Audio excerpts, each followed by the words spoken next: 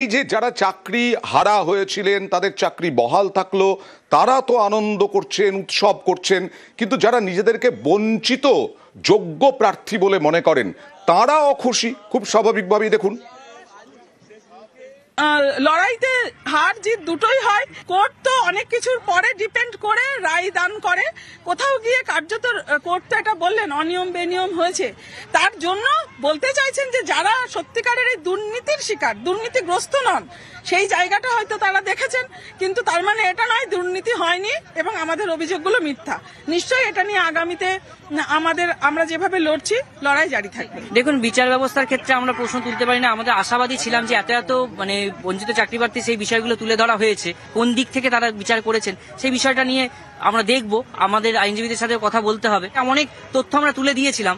বিচারপতিরা যারা চিন্তা করেছেন, যারা দেখেছেন, তাদের বিচার ব্যবস্থার উপরে আমাদের ভরসা রাখতে হবে এবং আগামী দিনে আমরা উচ্চতর আদালতের দিকে যাই কিনা সেটা সময় বলবে। তারা তথ্য প্রমাণ তুলে ধরেছিলেন আইনজীবীদের কাছে, কিন্তু ইডি সিবিআই আদালতের কাছে যথোপযুক্ত তথ্য প্রমাণ তুলে ধরতে পারেনি।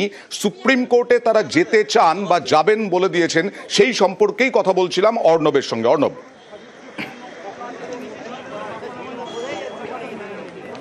এখন দেখো, সিবিআই তদন্তে যে ব্যর্থ, আমরা বললাম, এই মামলায় এসএসসি এবং প্রাথমিক এই দুটো মামলার ক্ষেত্রে মূল পার্থক্য হচ্ছে ওএমআর এর মিরর কপি। ওএমআর এর পিডিএফ যেটা এসএসসির ক্ষেত্রে উদ্ধার করা গেছিল গাজিয়াবাদ থেকে, নায়সা কমিউনিকেশনের এক্স এমপ্লয়ি পঙ্কজ বনসালের অফিস থেকে বা তার নির্দিষ্ট ঠিকানা থেকে, প্রাইমারির ক্ষেত্রে তেমনটা করা যায়নি। কারণ প্রাইমারি টেটের যে ওএমআর, সেই ওএমআরটা পিডিএফ ফরম্যাটে আর্কাইভ নয়, সেটা অন্য ভার্সনে করা আছে, তার ল্যাঙ্গুয়েজ বদল হয়েছে, সেটা লিনিয়ার ফরম্যাটে একটা অন্য সফটওয়্যারের মাধ্যমে করা হয়েছে। কিন্তু সেটাকে রিট্রিভ করা যায় কি পিডিএফে? অর্থাৎ ওএমআর যেটা আমরা চোখে দেখছি, সেই ওএমআরের একটা কপি কি হুবহু তুলে আনা যেতে পারে? এই সংক্রান্ত বিষয়ে হাইকোর্ট হাত খুলে দিয়েছিল, সিবিআইকে সবুজ সংকেত দিয়েছিল, ইডিকে সবুজ সংকেত দিয়েছে যে তারা বিশ্বের সমস্ত বিশেষজ্ঞ দিকপাল আইটি এক্সপার্টদের, এবং এটাও মন্তব্য করেছিলেন বিচারপতি রাজাশেখর মান্থা যে গোটা বিশ্ব কাঁপাচ্ছে এই মুহূর্তে ভারতের আইটি এক্সপার্টরা। তাহলে ভারতবর্ষের এই অঙ্গরাজ্য পশ্চিমবঙ্গের একটা দুর্নীতি মামলায় যদি একটা মিরর কপি বা পিডিএফ যেটা লিনিয়ার ফরম্যাটে রয়েছে সেটাকে রিট্রিভ করা যাবে না কেন? এই এক্সপার্টরা যদি, ভারতের এক্সপার্টরা, আইটি এক্সপার্টরা যদি দুনিয়া শাসন করতে পারে, তাহলে তাদের সাহায্য নিয়ে সিবিআই ইডি ওই প্রাথমিক টেটের ওএমআর পুনরুদ্ধার করুক। নির্দেশ বিচারপতি দিয়েছেন, সেখানে ডিভিশন বেঞ্চ বা সুপ্রিম কোর্টের কোনো স্টে নেই। আজ পর্যন্ত না সিবিআই না ইডি সেই তদন্ত নিয়ে এক চুল এগোতে পেরেছে। যদি এজেন্সির এই ধরনের তদন্তের ব্যর্থতা হয়, উপর্যুপুরি ব্যর্থতা, একদিকে এই 32,000 চাকরি বাতিল মামলায় 96 জনের বেশি তারা কোনো তথ্য দিতে পারলো না, চিহ্নিত দাগিদের তুলে আনতে পারলো না, অন্যদিকে ওএমআর ইস্যুতে তারা যে তদন্তে ডেভেলপমেন্ট দেখাতে পারতো সেটাও তারা এখন পর্যন্ত দেখাতে পারেনি। এই জায়গা থেকে এত ড্রব্যাক, এত ব্যর্থতা যদি কোনো এজেন্সি থাকে, সেক্ষেত্রে যে এজেন্সি তদন্তের দায়িত্বে, তারা যদি কোনো রকম দিশা দেখাতে না পারে আদালতকে, তাদের তথ্য দিয়ে সাহায্য করতে না পারে, তাহলে আদালতের, সিঙ্গেল বেঞ্চের আদালতের একটা রোয়িং ইনকোয়ারি, অর্থাৎ একতরফা একটা অনুসন্ধান, সেই অনুসন্ধানের উপরে অ্যাপটিটিউড টেস্ট হয়নি, সেই অ্যাপটিটিউড টেস্ট হয়নি বলে চাকরি বাতিল করে নতুন করে নিয়োগ প্রক্রিয়াকে এগোতে হবে আপনার রিটেন এক্সামিনেশন। এই জাজমেন্টের ওপরে ডিভিশন বেঞ্চ কেন শিলমোহর লাগাবে? তোমাকে ওই সঙ্গে রাখছি আরো একবার। নিউজ 18 বাংলায় যারা এই মুহূর্তে চোখ রেখেছেন তাদের জন্য জানাই, 32,000 চাকরি বহাল। এই 32,000 চাকরি বাতিলের নির্দেশ দিয়েছিল সিঙ্গল বেঞ্চ 2023-এ। 2.5 বছর ধরে এই চাকরি হারারা ভয়ঙ্কর টেনশনের মধ্যে ছিলেন, জীবন সংশয়ের মধ্যে ছিলেন, তারাই দাবি করছেন এবং আজকে উৎসব আনন্দে মেতে উঠেছেন। কারণ আদালত জানিয়ে দিয়েছে, ডিভিশন বেঞ্চ জানিয়ে দিয়েছে যে হাইকোর্টে ডিভিশন বেঞ্চের কাছে সিবিআই ইডি যে তথ্য প্রমাণ দাখিল করেছে তা 32,000 চাকরি বাতিলের নির্দেশ দেওয়া যায় না। 264 এবং 96 অর্থাৎ 350 জনকে ইতিমধ্যেই অযোগ্য হলে হিসেবে চিহ্নিত করেছে সিবিআই এবং ইডি। তার বেশি নয়, তাই মাত্র 350 জন্য 32,000 চাকরি বাতিল করা সম্ভব হয় না। কারণ 9 বছর পর 2016 সালে তারা চাকরি পেয়েছিলেন। 9 বছর পর চাকরি চলে গেলে, কয়েকজনের জন্য তাদের চাকরি চলে গেলে বিরাট প্রভাব পড়বে মানব জীবনে। আর তাই সিবিআই ইডির চিহ্নিত অযোগ্যদের জন্য বাকিরাও অযোগ্য চিহ্নিত হবে কেন? আর বলেছেন শুধুই অনুমানের ভিত্তিতে চাকরি খারিজ হয়েছিল। 2023-এ অ্যাপটিটিউড টেস্ট সহ বেনিয়মের অভিযোগ, তথ্য প্রমাণ ছাড়াই কেন চাকরি বাতিলের নির্দেশ? প্রামাণ্য নথি ছাড়াই 32,000 চাকরি খারিজ কেন? সিঙ্গল বেঞ্চের রায়ে খারিজে পর্যবেক্ষণ ডিভিশন বেঞ্চের। আর মুখ্যমন্ত্রী মমতা বন্দ্যোপাধ্যায় তিনি বললেন বেশ কয়েকজন চাকরি খাওয়ার জন্য বসে আছেন, চাকরি রাজ্য সরকার দিতে চায়। তিনি এই রায়ে ধন্যবাদ জানিয়েছেন। টিচাররা জাস্টিস পেয়েছে এবং তাদের পরিবারগুলো কথায় কথায় কোর্টে গিয়ে চাকরি খেয়ে নেওয়া, এটা তো ঠিক নয়। আমাদের চাকরি দেওয়া দরকার, খেয়ে নেওয়া দরকার। টিচারের মতো বলবে, টিচারকে আমরা সুরক্ষা করি। সুতরাং আমি সবচেয়ে খুশি আমার চাকরিরত ভাই বোনেরা তাদের চাকরিটা করতে পেরেছে। আবার চলে যাব প্রতিনিধি অর্ণবের কাছে। অর্ণব, যে কথা তুমি বলছিলে বারবার, হ্যাঁ আদালত সব সময় তথ্য প্রমাণ নথির ওপরে নির্ভরশীল, সেখানে কোনো সেন্টিমেন্ট খাটে না। কিন্তু এই যে তথ্য প্রমাণ যতটা জোগাড় করতে পেরেছে এখনো পর্যন্ত, যা যথোপযুক্ত নয় 32,000 চাকরি বাতিলের, সুপ্রিম কোর্টে তাহলে সিবিআইডি আর কি বেশি দেবে?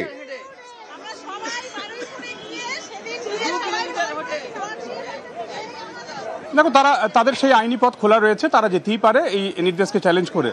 কিন্তু তুমি যেটা প্রশ্নটা তুলে দিলে সেটা সত্যি, কারণ এরপরে সিবিআই ইডি তদন্তের যে অগ্রগতি, বাংলা কথায় বললে তদন্তের যা ছিঁড়ি, এই তদন্তের আপডেট দেখে সুপ্রিম কোর্টও কতটা হস্তক্ষেপ করবে তা নিয়ে প্রশ্ন রয়েছে। কারণ এসএসসির ক্ষেত্রে দুটো জিনিস খুব গুরুত্বপূর্ণ ছিল। এক, ওএমআর ছিল পিডিএফ, যেটা রিট্রিভ করা গেছিল।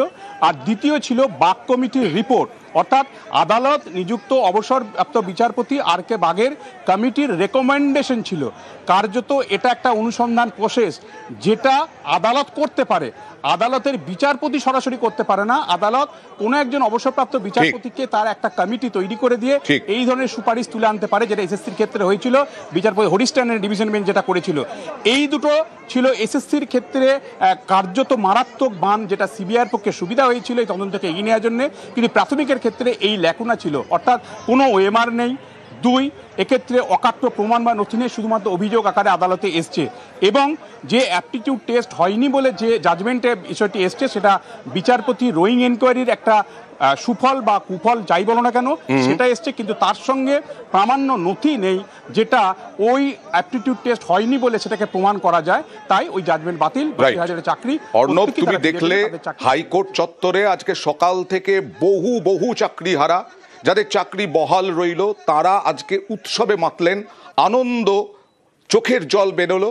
আর জেলায় জেলায়, যেমন শিলিগুড়িতে অর্ণব দেখাচ্ছি যে একেবারে আবির খেলায় মেতে উঠলেন।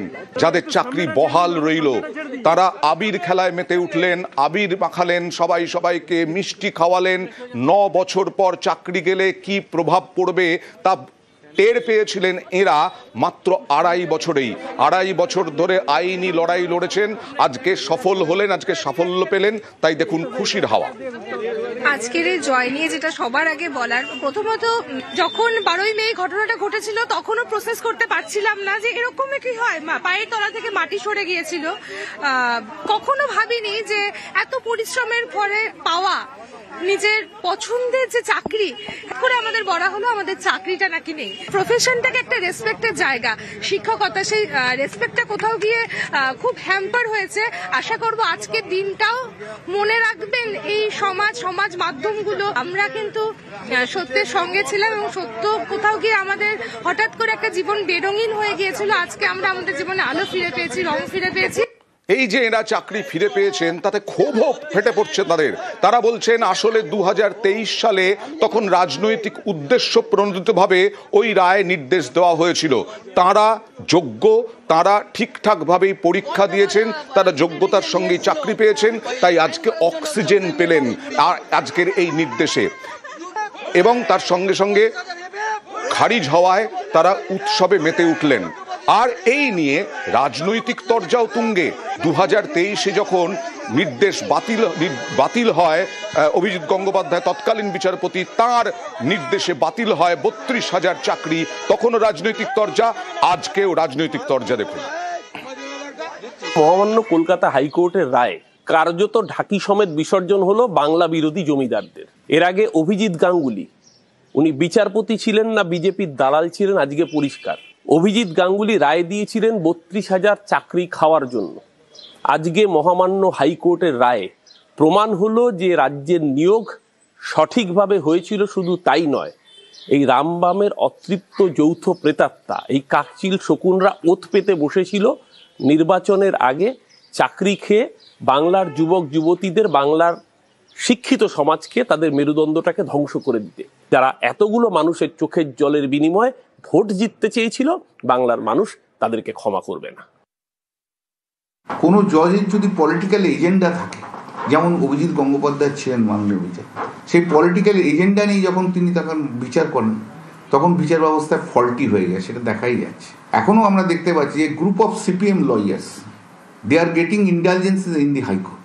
অন্য কারোর কথা বিশেষ কিছু শোনা হচ্ছে না বা তাকে গুরুত্ব দেওয়া হচ্ছে না, এটা খুব একটা ভালো লক্ষণ নয়।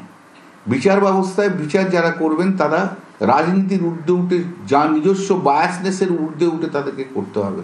যে বিচারটা আজকে ডিভিশন বেঞ্চ করেছে, যারা একদিন বলেছিল এই 32,000 চাকরি খাওয়ার পরে অভিজিৎ গঙ্গোপাধ্যায় ভগবান বলে স্লোগান তুলেছিল, আজকে উল্টো দিকের লোকেরা এই স্লোগান তুলছে অভিজিৎ গঙ্গোপাধ্যায় শয়তান।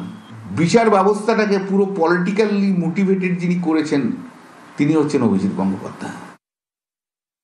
বহাল যদি থাকে এটা তো ভালো কথা, কিন্তু যোগ্যতমদের বহাল থাকা উচিত, যোগ্যদের বহাল থাকা উচিত। বাকি তদন্ত চলবে। মহামান্য ডিভিশন বেঞ্চ একথা বলেননি যে তদন্তটাই শেষ হয়ে গেছে, সবাই সন্দেহের ঊর্ধ্বে। যারা রইলেন তাদের মধ্যে যদি কেউ এইরকম ব্ল্যাক শিপ দেখে থাকেন, তারাও এখন থেকে ভাবতে থাকুন, তাদের কিন্তু চাকরি যেতে পারে। আমরা কারো চাকরি খাওয়ার পক্ষে নই, কিন্তু বেআইনিভাবে দুর্নীতিগ্রস্ত অবস্থায় চাকরি করা, এটার আমরা তো প্রতিবাদ করবই, এটাই তো স্বাভাবিক। এবার সালতাম আমি দেখাবো।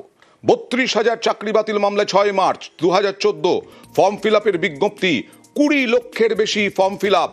11 অক্টোবর 2015 পরীক্ষায় বসেন 13 লক্ষের বেশি পরীক্ষার্থী। 14 সেপ্টেম্বর 2016 2014 টেট ফল প্রকাশ। 26 অক্টোবর 2016 শুরু ইন্টারভিউ। 2017 ফেব্রুয়ারি প্রথম ধাপে 11,000 প্রশিক্ষণপ্রাপ্তের নিয়োগ। 14 দফায় 32,000 প্রশিক্ষণহীন প্রার্থীর নিয়োগে বেনিয়মের অভিযোগে হাইকোর্টের সিঙ্গল বেঞ্চে মামলা। 12 মে 32,000 রায় চ্যালেঞ্জ করে ডিভিশন বেঞ্চে পর্ষদ। 19 মে 2023 32,000 চাকরি বাতিলে স্থগিতাদেশ ডিভিশন বেঞ্চের। 19 মে 2023 নতুন করে নিয়োগ প্রক্রিয়া নির্দেশ বহাল। 2023 জুন মামলা গড়ায় সুপ্রিম কোর্টে। হাইকোর্টের ডিভিশন বেঞ্চে মামলা ফেরায় সুপ্রিম কোর্ট। আর তারপর 12 নভেম্বর 2025 হাইকোর্টের ডিভিশন বেঞ্চে শুনানি শেষ। আজকে ছিল নির্দেশ। 3রা ডিসেম্বর আজকে 32,000 চাকরি বহাল রইল।